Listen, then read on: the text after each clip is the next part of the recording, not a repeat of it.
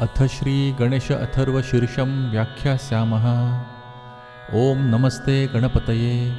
त्वमेव प्रत्यक्षं तत्त्वमसि, त्वमेव केवलं कर्तासि, त्वमेव केवलं धर्तासि, त्वमेव केवलं हर्तासि, त्वमेव सर्वं खल्विदं ब्रह्मासि। त्वं साक्षात् आत्मासि नित्यं। ऋतं वच्मि, सत्यं वच्मि, अवत्वं माम् अववक्तारम्, अवश्रोतारम्, अवदातारम्, अवधातारम्, अवानुचानमवशिष्यम्, अवपश्चात्तात्, अवपुरस्तात्, अवोत्तरात्तात्, अवदक्षिणात्तात्, अवचोर्ध्वात्तात्, अवाधरात्तात्, सर्वतो मां पाहि पाहि समन्तात्। त्वं वाङ्मयस्त्वं चिन्मयः, त्वम् आनन्दमयस्त्वं ब्रह्ममयः, त्वं सच्चिदानन्दाद्वितीयोऽसि, त्वं प्रत्यक्षं ब्रह्मासि, त्वं ज्ञानमयो विज्ञानमयोऽसि। सर्वं जगदिदं त्वत्तो जायते, सर्वं जगदिदं त्वत्तस्तिष्ठति, सर्वं जगदिदं त्वयि लयमेष्यति, सर्वं जगदिदं त्वयि प्रत्येति। त्वं भूमिरापो नलो निलो नभः, त्वं चत्वारि वाक्पदानि, त्वं गुणत्रयातीतः, त्वं देहत्रयातीतः, त्वं कालत्रयातीतः, त्वं मूलाधारस्थितोऽसि नित्यं, त्वं शक्तित्रयात्मकः। त्वां योगिनो ध्यायन्ति नित्यं। त्वं ब्रह्मा त्वं विष्णुस्त्वं रुद्रस्त्वम् इन्द्रस्त्वम् अग्निस्त्वं वायुस्त्वं सूर्यस्त्वं चन्द्रमास्त्वं ब्रह्मभूर्भुवस्वरों। गणादिं पूर्वमुच्चार्य वर्णादिं तदनन्तरम् अनुस्वारः परतरः अर्धेन्दुलसितं तारेण रुद्धम्। एतत्तव मनुस्वरूपं। गकारः पूर्वरूपम्, अकारो मध्यमरूपम्, अनुस्वारश्चान्त्यरूपं, बिन्दुरुत्तरूपं, नादः सन्धानं, संहिता सन्धिः। स एषा गणेशविद्या गणकऋषिः। निच्चुरुद्गायत्री छन्दः गणपतिर्देवता। ॐ गं गणपतये नमः। एकदन्ताय विद्महे वक्रतुण्डाय धीमहि तन्नो दन्ति प्रचोदयात्। एकदन्तं चतुर्हस्तं पाशमङ्कुशधारिणं रदं च वरदं हस्तैर्बिभ्राणं मूषकध्वजं रक्तं लम्बोदरं शूर्पकर्णकं रक्तवाससं रक्तगन्धानुलिप्ताङ्गं रक्तपुष्पैः सुपूजितं भक्तानुकम्पिनं देवं जगत्कारणमच्युतम् आविर्भूतं च सृष्टादौ प्रकृतेः पुरुषात् परम् एवं ध्यायति यो नित्यं स योगी योगिनां वरः। नमो व्रातपतये, नमो गणपतये, नमः प्रमथपतये। नमस्ते अस्तु लम्बोदरायै एकदन्ताय विघ्ननाशिने शिवसुताय श्रीवरदमूर्तये नमो नमः। अथ श्री गणेश अथर्व शीर्षं व्याख्यास्यामः। ओम नमस्ते गणपतये। त्वमेव प्रत्यक्षं तत्त्वमसि, त्वमेव केवलं कर्तासि, त्वमेव केवलं धर्तासि, त्वमेव केवलं हर्तासि, त्वमेव सर्वं खल्विदं ब्रह्मासि। त्वं साक्षात् आत्मासि नित्यं। ऋतं वच्मि, सत्यं वच्मि, अवत्वं माम् अववक्तारम्, अवश्रोतारम्, अवदातारम्, अवधातारम्, अवानुचानमवशिष्यम्, अवपश्चात्तात्, अवपुरस्तात्, अवोत्तरात्तात्, अवदक्षिणात्तात्, अवचोर्ध्वात्तात्, अवाधरात्तात्, सर्वतो मां पाहि पाहि समन्तात्। त्वं वाङ्मयस्त्वं चिन्मयः, त्वम् आनन्दमयस्त्वं ब्रह्ममयः, त्वं सच्चिदानन्दाद्वितीयोऽसि, त्वं प्रत्यक्षं ब्रह्मासि, त्वं ज्ञानमयो विज्ञानमयोऽसि। सर्वं जगदिदं त्वत्तो जायते, सर्वं जगदिदं त्वत्तस्तिष्ठति, सर्वं जगदिदं त्वयि लयमेष्यति, सर्वं जगदिदं त्वयि प्रत्येति। त्वं भूमिरापो नलो निलो नभः, त्वं चत्वारि वाक्पदानि, त्वं गुणत्रयातीतः, त्वं देहत्रयातीतः, त्वं कालत्रयातीतः, त्वं मूलाधारस्थितोऽसि नित्यं, त्वं शक्तित्रयात्मकः। त्वां योगिनो ध्यायन्ति नित्यं। त्वं ब्रह्मा त्वं विष्णुस्त्वं रुद्रस्त्वम् इन्द्रस्त्वम् अग्निस्त्वं वायुस्त्वं सूर्यस्त्वं चन्द्रमास्त्वं ब्रह्मभूर्भुवस्वरों। गणादिं पूर्वमुच्चार्य वर्णादिं तदनन्तरम् अनुस्वारः परतरः अर्धेन्दुलसितं तारेण रुद्धम्। एतत्तव मनुस्वरूपं।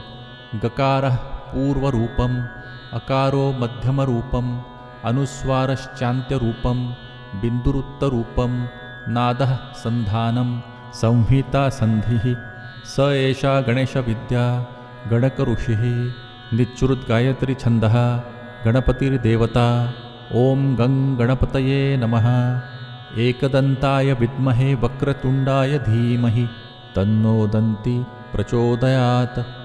एकदन्तं चतुर्हस्तं पाशमङ्कुशधारिणं रदं च वरदं हस्तैर्बिभ्राणं मूषकध्वजं रक्तं लम्बोदरं शूर्पकर्णकं रक्तवाससं रक्तगन्धानुलिप्ताङ्गं रक्तपुष्पैः सुपूजितं भक्तानुकम्पिनं देवं जगत्कारणमच्युतम् आविर्भूतं च सृष्टादौ प्रकृतेः पुरुषात् परम् एवं ध्यायति यो नित्यं स योगी योगिनां वरः।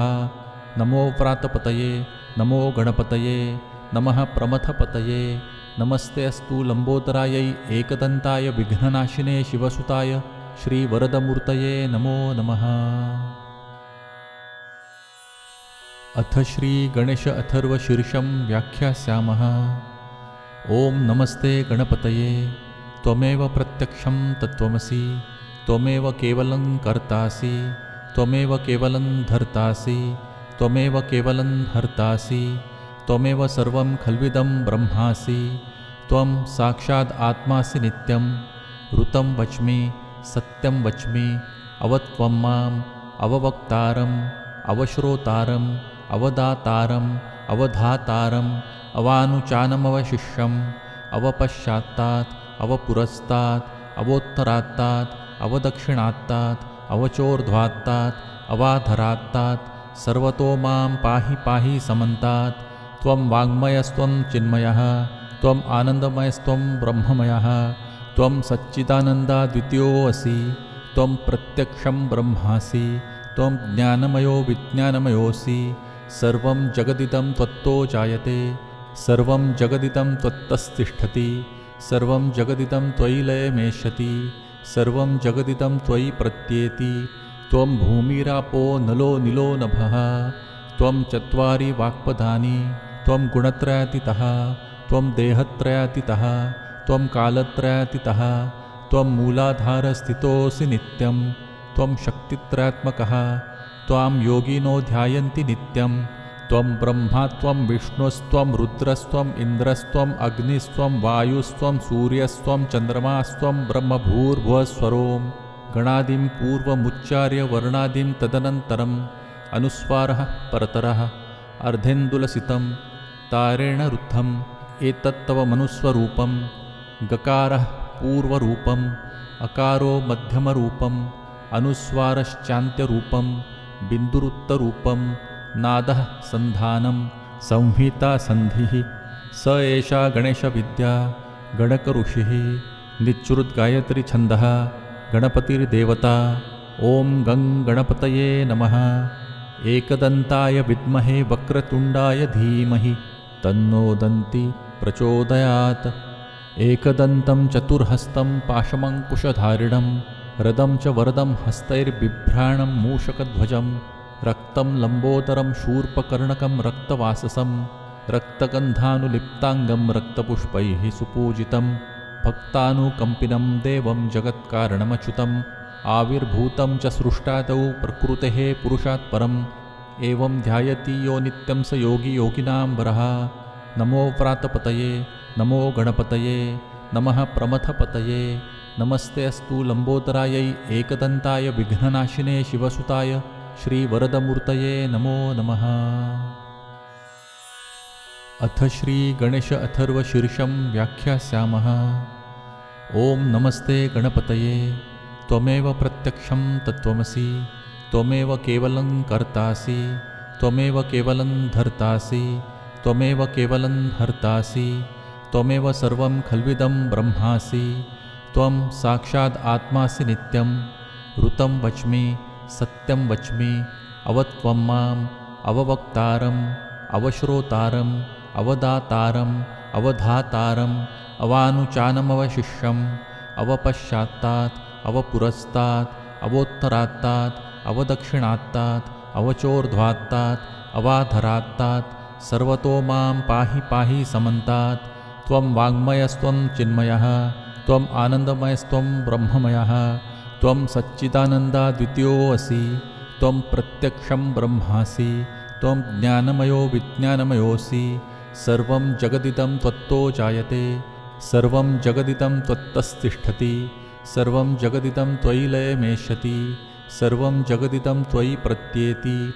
त्वं भूमिरापो नलो निलो नभः, त्वं चत्वारि वाक्पदानि, त्वं गुणत्रयातीतः, त्वं देहत्रयातीतः, त्वं कालत्रयातीतः, त्वं मूलाधारस्थितोऽसि नित्यं, त्वं शक्तित्रयात्मकः।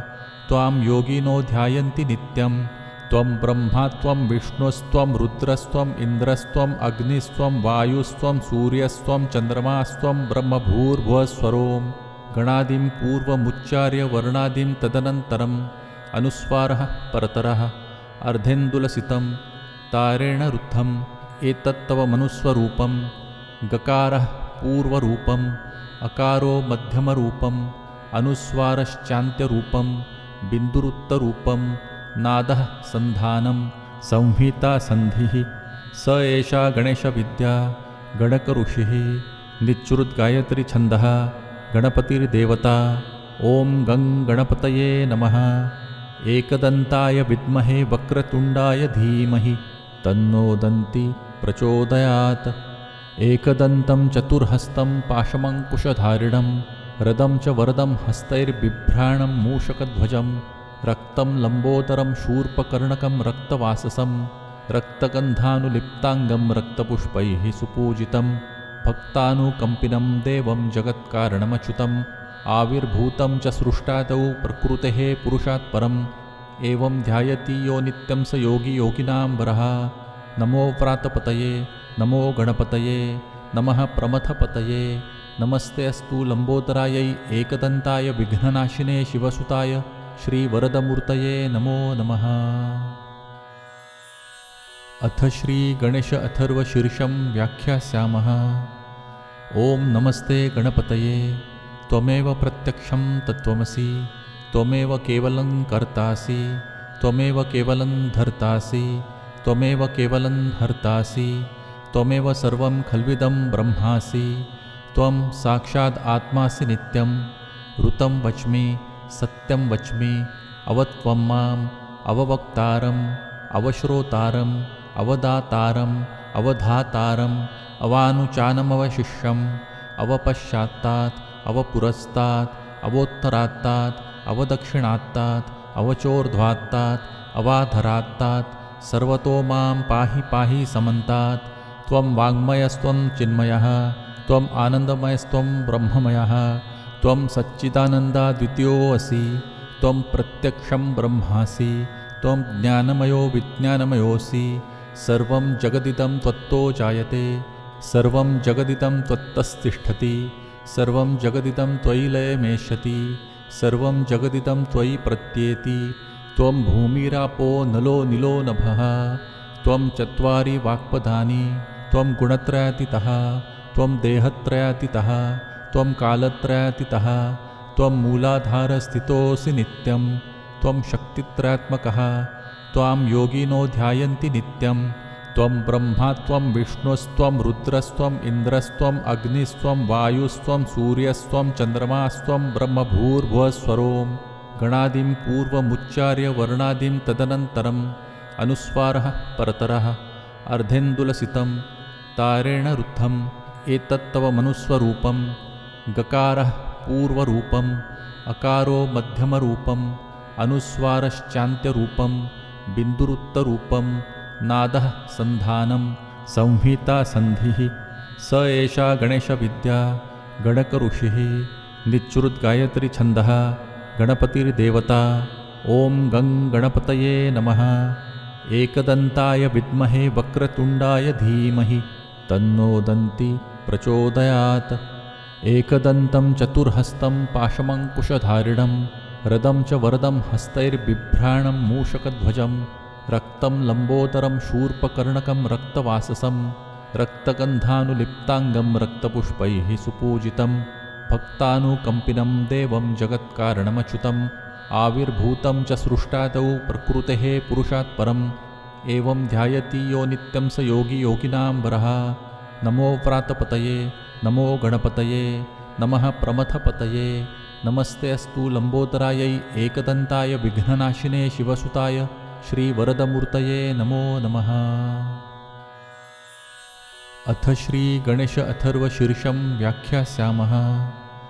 ओम नमस्ते गणपतये त्वमेव प्रत्यक्षं तत्त्वमसि त्वमेव केवलं कर्तासि त्वमेव केवलं धर्तासि त्वमेव केवलं हर्तासि त्वमेव सर्वं खल्विदं ब्रह्मासि त्वं साक्षात् आत्मासि नित्यं ऋतं वच्मि सत्यं वच्मि अवत्वं माम् अववक्तारम् अवश्रोतारम् अवदातारम् अवधातारम् अवानुचानमवशिष्यम् अवपश्चात्तात् अवपुरस्तात् अवोत्तरात्तात् अवदक्षिणात्तात् अवचोर्ध्वात्तात् अवाधरात्तात् सर्वतो मां पाहि पाहि समन्तात् त्वं वाङ्मयस्त्वं चिन्मयः त्वम् आनन्दमयस्त्वं ब्रह्ममयः त्वं सच्चिदानन्दाद्वितीयोऽसि त्वं प्रत्यक्षं ब्रह्मासि त्वं ज्ञानमयो विज्ञानमयोऽसि सर्वं जगदिदं त्वत्तो जायते सर्वं जगदिदं त्वत्तस्तिष्ठति सर्वं जगदिदं त्वयि लयमेष्यति सर्वं जगदिदं त्वयि प्रत्येति त्वं भूमिरापो नलो निलो नभः त्वं चत्वारि वाक्पदानि त्वं गुणत्रयातीतः त्वं देहत्रयातीतः त्वं कालत्रयातीतः त्वं मूलाधारस्थितोऽसि नित्यं त्वं शक्तित्रयात्मकः त्वां योगिनो ध्यायन्ति नित्यं त्वं ब्रह्मा त्वं विष्णुस्त्वं रुद्रस्त्वम् इन्द्रस्त्वम् अग्निस्त्वं वायुस्त्वं सूर्यस्त्वं चन्द्रमास्त्वं ब्रह्मभूर्भुवस्वरों गणादिं पूर्वमुच्चार्य वर्णादिं तदनन्तरम् अनुस्वारः परतरः अर्धेन्दुलसितं तारेण रुद्धम् एतत्तव मनुस्वरूपं गकारः पूर्वरूपम् अकारो मध्यमरूपम् अनुस्वारश्चान्त्यरूपं बिन्दुरुत्तरूपं नादः सन्धानं संहिता सन्धिः स एषा गणेशविद्या गणकऋषिः निच्चुरुद्गायत्रीछन्दः गणपतिर्देवता ॐ गं गणपतये नमः। एकदन्ताय विद्महे वक्रतुण्डाय धीमहि तन्नो दन्ति प्रचोदयात्। एकदन्तं चतुर्हस्तं पाशमङ्कुशधारिणं रदं च वरदं हस्तैर्बिभ्राणं मूषकध्वजं रक्तं लम्बोदरं शूर्पकर्णकं रक्तवाससं रक्तगन्धानुलिप्ताङ्गं रक्तपुष्पैः सुपूजितं भक्तानुकम्पिनं देवं जगत्कारणमच्युतम् आविर्भूतं च सृष्टादौ प्रकृतेः पुरुषात् परम् एवं ध्यायति यो नित्यं स योगी योगिनां वरः। नमो व्रातपतये नमो गणपतये नमः प्रमथपतये नमस्ते अस्तु लंबोदरायै एकदन्ताय विघ्ननाशिने शिवसुताय श्रीवरदमूर्तये नमो नमः। अथ श्री गणेश अथर्व शीर्षं व्याख्यास्यामः। ओम नमस्ते गणपतये त्वमेव प्रत्यक्षं तत्त्वमसि त्वमेव केवलं कर्तासि त्वमेव केवलं धर्तासि त्वमेव केवलं हर्तासि त्वमेव सर्वं खल्विदं ब्रह्मासि त्वं साक्षात् आत्मासि नित्यं ऋतं वच्मि सत्यं वच्मि अवत्वं माम् अववक्तारम् अवश्रोतारम् अवदातारम् अवधातारम् अवानुचानमवशिष्यम् अवपश्चात्तात् अवपुरस्तात् अवोत्तरात्तात् अवदक्षिणात्तात् अवचोर्ध्वात्तात् अवाधरात्तात् सर्वतो मां पाहि पाहि समन्तात् त्वं वाङ्मयस्त्वं चिन्मयः त्वम् आनन्दमयस्त्वं ब्रह्ममयः त्वं सच्चिदानन्दाद्वितीयोऽसि त्वं प्रत्यक्षं ब्रह्मासि त्वं ज्ञानमयो विज्ञानमयोऽसि सर्वं जगदिदं त्वत्तो जायते सर्वं जगदिदं त्वत्तस्तिष्ठति सर्वं जगदिदं त्वयि लयमेष्यति सर्वं जगदिदं त्वयि प्रत्येति त्वं भूमिरापो नलो निलो नभः त्वं चत्वारि वाक्पदानि त्वं गुणत्रयातीतः त्वं देहत्रयातीतः त्वं कालत्रयातीतः त्वं मूलाधारस्थितोऽसि नित्यं त्वं शक्तित्रयात्मकः त्वां योगिनो ध्यायन्ति नित्यं त्वं ब्रह्मा त्वं विष्णुस्त्वं रुद्रस्त्वम् इन्द्रस्त्वम् अग्निस्त्वं वायुस्त्वं सूर्यस्त्वं चन्द्रमास्त्वं ब्रह्मभूर्भुवस्वरों गणादिं पूर्वमुच्चार्य वर्णादिं तदनन्तरम् अनुस्वारः परतरः अर्धेन्दुलसितं तारेण रुद्धम् एतत्तव मनुस्वरूपं गकारः पूर्वरूपम् अकारो मध्यमरूपम् अनुस्वारश्चान्त्यरूपं बिन्दुरुत्तरूपं नादः सन्धानं संहिता सन्धिः स एषा गणेशविद्या गणकऋषिः निच्चुरुद्गायत्रीछन्दः गणपतिर्देवता ॐ गं गणपतये नमः। एकदन्ताय विद्महे वक्रतुण्डाय धीमहि तन्नो दन्ति प्रचोदयात्। एकदन्तं चतुर्हस्तं पाशमङ्कुशधारिणं रदं च वरदं हस्तैर्बिभ्राणं मूषकध्वजं रक्तं लम्बोदरं शूर्पकर्णकं रक्तवाससं रक्तगन्धानुलिप्ताङ्गं रक्तपुष्पैः सुपूजितं भक्तानुकम्पिनं देवं जगत्कारणमच्युतम् आविर्भूतं च सृष्टादौ प्रकृतेः पुरुषात् परम् एवं ध्यायति यो नित्यं स योगी योगिनां वरः। नमो व्रातपतये नमो गणपतये नमः प्रमथपतये नमस्ते अस्तु लम्बोदरायै एकदन्ताय विघ्ननाशिने शिवसुताय श्रीवरदमूर्तये नमो नमः। अथ श्रीगणेश अथर्वशीर्षं व्याख्यास्यामः। ॐ नमस्ते गणपतये त्वमेव प्रत्यक्षं तत्त्वमसि त्वमेव केवलं कर्तासि त्वमेव केवलं धर्तासि त्वमेव केवलं हर्तासि त्वमेव सर्वं खल्विदं ब्रह्मासि त्वं साक्षात् आत्मासि नित्यं ऋतं वच्मि सत्यं वच्मि अवत्वं माम् अववक्तारम् अवश्रोतारम् अवदातारम् अवधातारम् अवानुचानमवशिष्यम् अवपश्चात्तात् अवपुरस्तात् अवोत्तरात्तात् अवदक्षिणात्तात् अवचोर्ध्वात्तात् अवाधरात्तात् सर्वतो मां पाहि पाहि समन्तात्।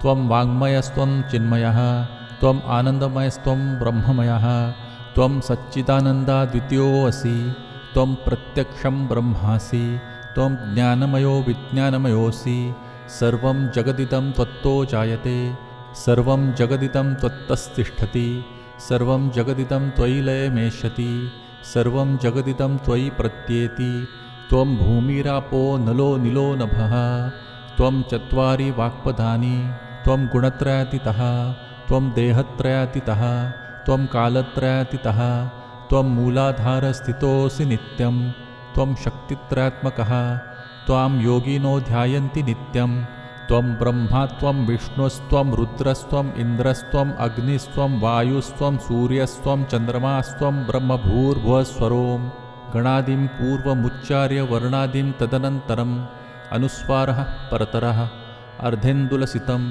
तारेण रुद्धम् एतत्तव मनुस्वरूपं गकारः पूर्वरूपम् अकारो मध्यमरूपम् अनुस्वारश्चान्त्यरूपं बिन्दुरुत्तरूपं नादः सन्धानं संहिता सन्धिः स एषा गणेशविद्या गणकऋषिः निच्चुरुद्गायत्रीछन्दः गणपतिर्देवता ॐ गं गणपतये नमः।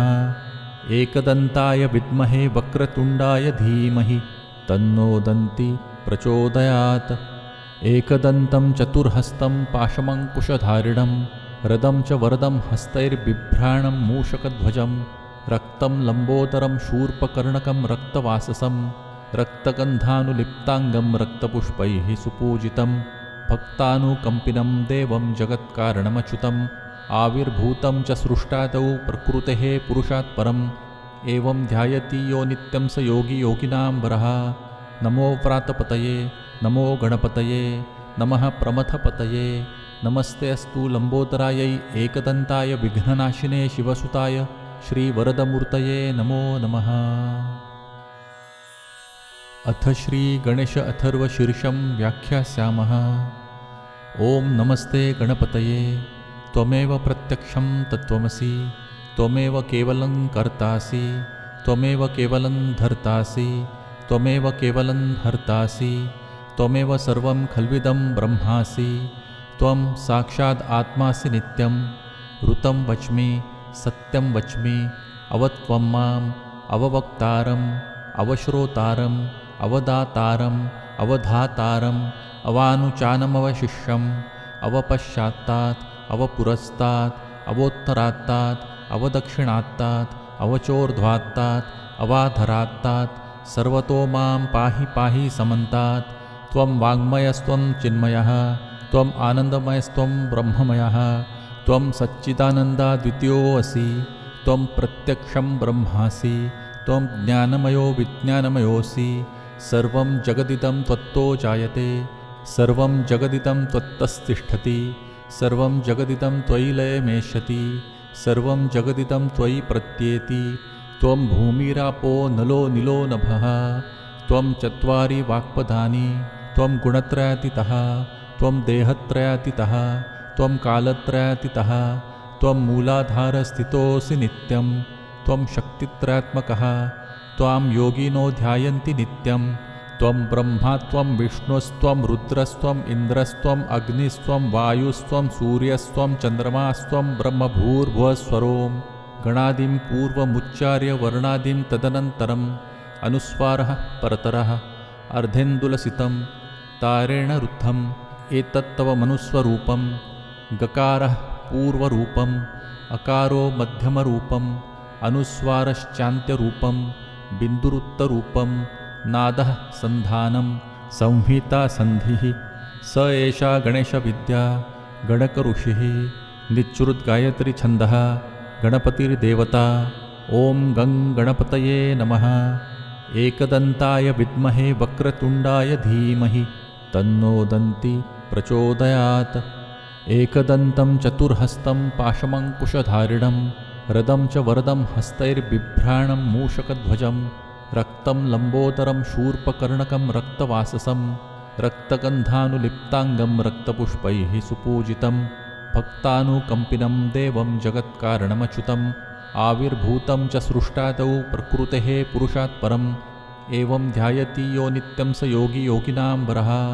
नमो व्रातपतये नमो गणपतये नमः प्रमथपतये नमस्ते अस्तु लम्बोदरायै एकदन्ताय विघ्ननाशिने शिवसुताय श्रीवरदमूर्तये नमो नमः।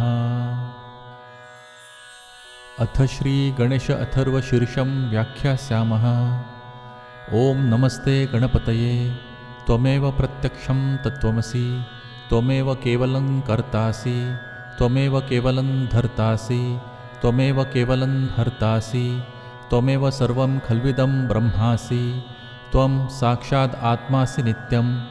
ऋतं वच्मि सत्यं वच्मि अवत्वं माम् अववक्तारम् अवश्रोतारम् अवदातारम् अवधातारम् अवानुचानमवशिष्यम् अवपश्चात्तात् अवपुरस्तात् अवोत्तरात्तात् अवदक्षिणात्तात् अवचोर्ध्वात्तात् अवाधरात्तात् सर्वतो मां पाहि पाहि समन्तात्। त्वं वाङ्मयस्त्वं चिन्मयः त्वम् आनन्दमयस्त्वं ब्रह्ममयः त्वं सच्चिदानन्दाद्वितीयोऽसि त्वं प्रत्यक्षं ब्रह्मासि त्वं ज्ञानमयो विज्ञानमयोऽसि। सर्वं जगदिदं त्वत्तो जायते सर्वं जगदिदं त्वत्तस्तिष्ठति सर्वं जगदिदं त्वयि लयमेष्यति सर्वं जगदिदं त्वयि प्रत्येति। त्वं भूमिरापो नलो निलो नभः त्वं चत्वारि वाक्पदानि त्वं गुणत्रयातीतः त्वं देहत्रयातीतः त्वं कालत्रयातीतः त्वं मूलाधारस्थितोऽसि नित्यं त्वं शक्तित्रयात्मकः त्वां योगिनो ध्यायन्ति नित्यं। त्वं ब्रह्मा त्वं विष्णुस्त्वं रुद्रस्त्वम् इन्द्रस्त्वम् अग्निस्त्वं वायुस्त्वं सूर्यस्त्वं चन्द्रमास्त्वं ब्रह्मभूर्भुवस्वरों गणादिं पूर्वमुच्चार्य वर्णादिं तदनन्तरम् अनुस्वारः परतरः अर्धेन्दुलसितं तारेण रुद्धम् एतत्तव मनुस्वरूपं। गकारः पूर्वरूपम् अकारो मध्यमरूपम् अनुस्वारश्चान्त्यरूपं बिन्दुरुत्तरूपं नादः सन्धानं संहिता सन्धिः। स एषा गणेशविद्या गणकऋषिः निच्चुरुद्गायत्री छन्दः गणपतिर्देवता। ॐ गं गणपतये नमः।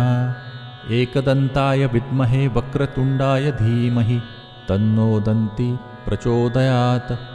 एकदन्तं चतुर्हस्तं पाशमङ्कुशधारिणं रदं च वरदं हस्तैर्बिभ्राणं मूषकध्वजं रक्तं लम्बोदरं शूर्पकर्णकं रक्तवाससं रक्तगन्धानुलिप्ताङ्गं रक्तपुष्पैः सुपूजितं भक्तानुकम्पिनं देवं जगत्कारणमच्युतम् आविर्भूतं च सृष्टादौ प्रकृतेः पुरुषात् परम् एवं ध्यायति यो नित्यं स योगी योगिनां वरः। नमो व्रातपतये नमो गणपतये नमः प्रमथपतये नमस्ते अस्तु लम्बोदरायै एकदन्ताय विघ्ननाशिने शिवसुताय श्रीवरदमूर्तये नमो नमः। अथ श्रीगणेश अथर्वशीर्षं व्याख्यास्यामः। ॐ नमस्ते गणपतये त्वमेव प्रत्यक्षं तत्त्वमसि त्वमेव केवलं कर्तासि त्वमेव केवलं धर्तासि त्वमेव केवलं हर्तासि त्वमेव सर्वं खल्विदं ब्रह्मासि त्वं साक्षात् आत्मासि नित्यं ऋतं वच्मि सत्यं वच्मि अवत्वं माम् अववक्तारम् अवश्रोतारम् अवदातारम् अवधातारम् अवानुचानमवशिष्यम् अवपश्चात्तात् अवपुरस्तात् अवोत्तरात्तात् अवदक्षिणात्तात् अवचोर्ध्वात्तात् अवाधरात्तात् सर्वतो मां पाहि पाहि समन्तात् त्वं वाङ्मयस्त्वं चिन्मयः त्वम् आनन्दमयस्त्वं ब्रह्ममयः त्वं सच्चिदानन्दाद्वितीयोऽसि त्वं प्रत्यक्षं ब्रह्मासि त्वं ज्ञानमयो विज्ञानमयोऽसि सर्वं जगदिदं त्वत्तो जायते सर्वं जगदिदं त्वत्तस्तिष्ठति सर्वं जगदिदं त्वयि लयमेष्यति सर्वं जगदिदं त्वयि प्रत्येति त्वं भूमिरापो नलो निलो नभः त्वं चत्वारि वाक्पदानि त्वं गुणत्रयातीतः त्वं देहत्रयातीतः त्वं कालत्रयातीतः त्वं मूलाधारस्थितोऽसि नित्यं त्वं शक्तित्रयात्मकः त्वां योगिनो ध्यायन्ति नित्यं त्वं ब्रह्मा त्वं विष्णुस्त्वं रुद्रस्त्वम् इन्द्रस्त्वम् अग्निस्त्वं वायुस्त्वं सूर्यस्त्वं चन्द्रमास्त्वं ब्रह्मभूर्भुवस्वरों गणादिं पूर्वमुच्चार्य वर्णादिं तदनन्तरम् अनुस्वारः परतरः अर्धेन्दुलसितं तारेण रुद्धम् एतत्तव मनुस्वरूपं गकारः पूर्वरूपम् अकारो मध्यमरूपम् अनुस्वारश्चान्त्यरूपं बिन्दुरुत्तरूपं नादः सन्धानं संहिता सन्धिः स एषा गणेशविद्या गणकऋषिः निच्चुरुद्गायत्रीछन्दः गणपतिर्देवता। ॐ गं गणपतये नमः। एकदन्ताय विद्महे वक्रतुण्डाय धीमहि तन्नो दन्ति प्रचोदयात्। एकदन्तं चतुर्हस्तं पाशमङ्कुशधारिणं रदं च वरदं हस्तैर्बिभ्राणं मूषकध्वजं रक्तं लम्बोदरं शूर्पकर्णकं रक्तवाससं रक्तगन्धानुलिप्ताङ्गं रक्तपुष्पैः सुपूजितं भक्तानुकम्पिनं देवं जगत्कारणमच्युतम् आविर्भूतं च सृष्टादौ प्रकृतेः पुरुषात् परम् एवं ध्यायति यो नित्यं स योगी योगिनां वरः। नमो व्रातपतये नमो गणपतये नमः प्रमथपतये नमस्ते अस्तु लम्बोदरायै एकदन्ताय विघ्ननाशिने शिवसुताय श्रीवरदमूर्तये नमो नमः।